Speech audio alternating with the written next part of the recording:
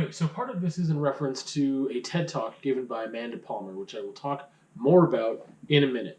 But also, this is being brought on by just circumstances of late and me talking about the Buy Me a Coffee account and app and platform in the vlog this week and last week, and my GoPro issues. So, I was just thinking about, if you don't know, I'll give you a very short history because I've talked about it in the vlog numerous times now in the past 2 weeks in different videos. But first of all, if you don't know already, my GoPro is like super dying on its way out. I've got a very temporary solution that is working right now, but it could stop working at any time. And GoPros are expensive, and I've only ever had this one, and I don't have the means to get a new one.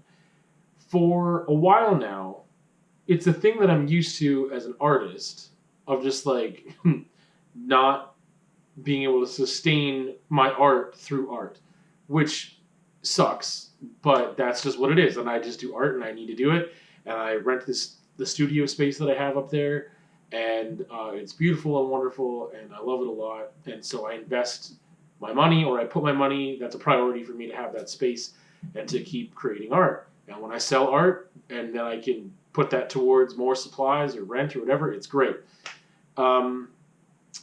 With that, making these YouTube videos, especially the ones that are biking related, there's costs that come along with that, such as subscribing to Adobe products so I can do video editing, and Photoshop so I can edit thumbnails and other things for the vlog as well. Also bike maintenance. Obviously can't do any biking videos if my bike's not working. So the things that I can't fix, or if there's parts that I need to pay for those, or get someone's help to fix them and pay them. And then just things like the GoPro, accessories and the GoPro itself. I've been fortunate that this hasn't happened before, where the GoPro is just kind of like done. It's like there's no way I can fix it. It's not a fixable thing. It's just batteries fried, wear and tear, time, and then heat all came together and whatever.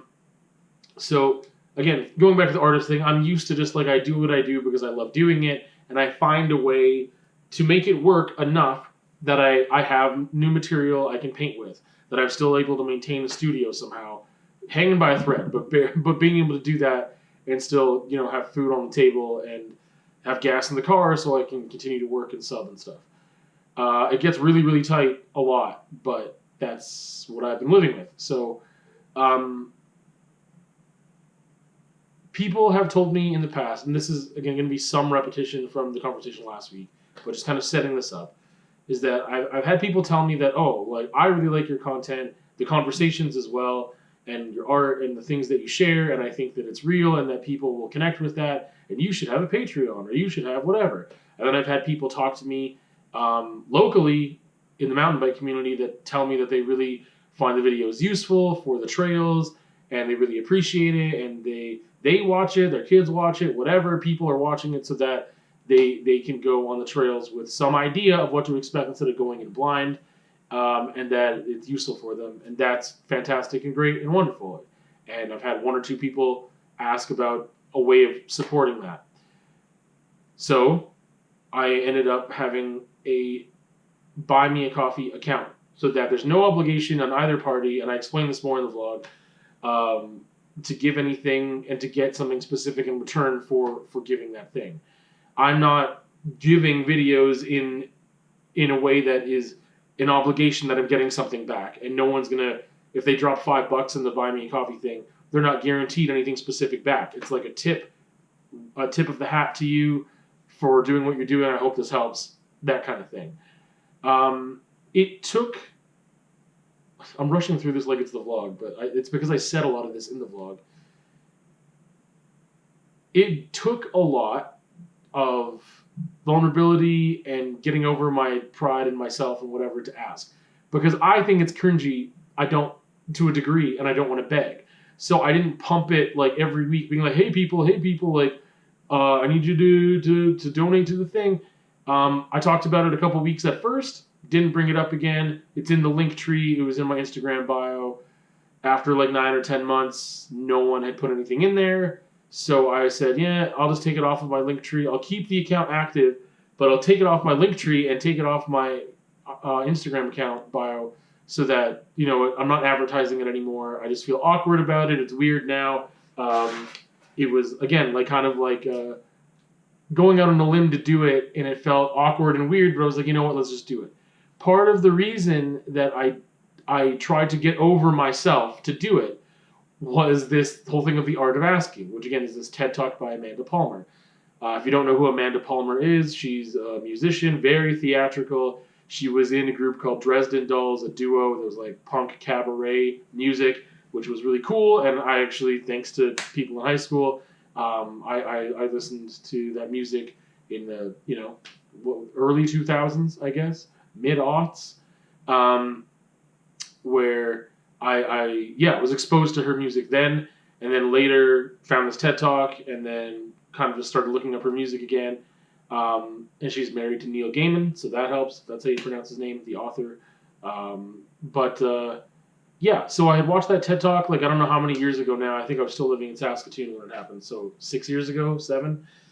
And in that TED Talk, she just talks about like basically begging on the street and doing performance art and like asking. It's not begging, you're asking. And it's like a 15-minute talk, I think. And there's just a lot of stuff in there about just like, what's the harm in asking? Either someone gives you something, what you're asking for, or not. And she talks about how she built up an audience over time, and that if she needed a place to crash, if she needed like some equipment, if she needed whatever, that people responded to her. But she's built up this audience of tens of thousands, if not more, of people, and somebody would be willing to help and able to do so, right? I don't have that big of an audience, but I still thought, you know what, let me just get over myself, because that's what the talk was really about. It's just like, you know what, just ask. Don't be too proud, whatever, like, because she talked about, like, when she was doing performance art and kind of, like, having a hat there for the people to put tips in, that's how she was making her money. That was her job. And she talked about how people were like, get a job, and just, like, yelling at her from their cars and stuff. And she was like, this is my job. This is how I make money. I'm asking people, and they're deciding to give it to me. So what's the problem in this exchange, right? And this is not my job. Vlogging is not my job. The conversations I do are like really, really helpful and beneficial for me, including this one. This reads more as an explanation, I feel, rather than a conversation I would normally have, but I still think it's important to have. Art isn't even my job, right? And if it was, it's not like I'm doing art and then getting donations. It's like I want to make pieces and sell pieces, and people can have those in their home and whatever. But either way, it was never meant to be like the Buy Me a Coffee platform wasn't ever meant to replace job or work or whatever. And that's one of those differences where she's like, hey, I'm going to make art. I'm going to make music. I'm going to start giving it away for free because I don't like my record company and the contract and whatever, and screw this. I'm just going to give it away. It's going to be online. I encourage people. They can burn the CDs, whatever, distribute it amongst friends. And I'm just going to ask. Like, I'll do crowdfunding. And she was very, very incredibly successful with crowdfunding. I think it was a GoFundMe, and it was like almost $1.2 million. Or was it $1.9 million? Because it was almost, I think it was almost $2 million. I think it was $1.9 million. And she only asked for $100,000 to fund the album that they were going to make. So she had this crazy, awesome response. And then people started, now I'm just summarizing the talk, but then people started saying, like, hey, you already got a lot of money, you can't ask for money anymore. And she's like, but this is my job. Like, there are people, like athletes or actors or whatever, that get paid millions and millions and millions of dollars to do their job. And their job, I mean, if you're an actor, you could call that art as well. They're getting paid, they have contracts, whatever. They're not asking the people directly for money. So I understand why it seems different.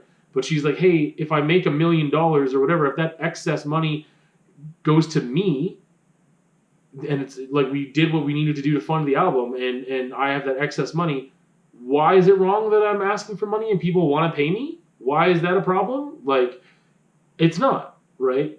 And I think just getting to like the heart of the thing with those opportunities, that asking could be a powerful thing. Someone could say, hey, I want to do a crowdfund project. I want to make an album, and like I'm really passionate, and I just don't have the money to do X, Y, Z. And if people know you, and if you have an audience, and they want to support that, and you make this album, like maybe off the back of that one album, or project, whatever it is, artistic project, creative project, whatever, you might be able to start a business. If you're just like, hey, I just need the materials to make a chair. I'm a carpenter. I just want like whatever. I just need the raw lumber. I need this or that. And then if people even give you a hand or whatever in any way, then you could start a business off that. Or you could like get signed to a label based off an independent album that people crowdsourced or crowdfunded. So I don't think there is anything wrong with asking. The way you ask matters, right? The way that you ask and your reaction to that. Because if you are berating the people that are helping you, or not helping you, if they're just fans, they're helping you regardless in one way or another by showing up to the show or by sharing your music with someone or whatever.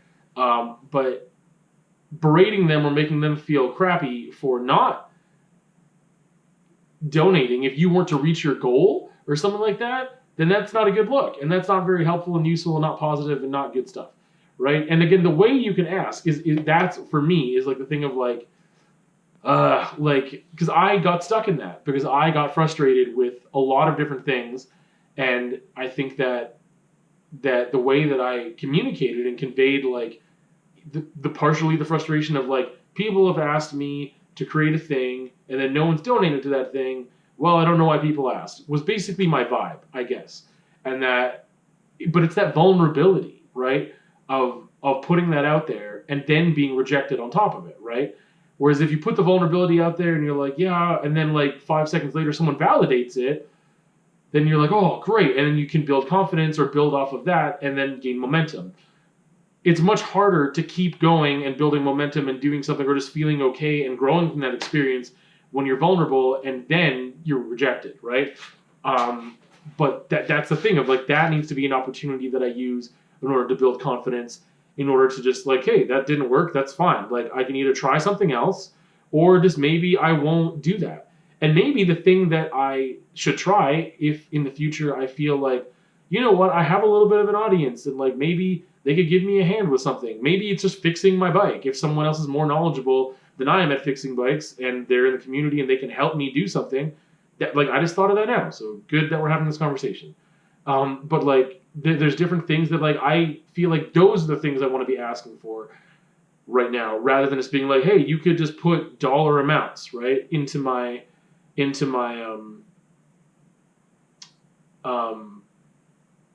my account, I guess, like it's just dollar amounts. That is incredibly useful, and that I could use that in whatever way I want.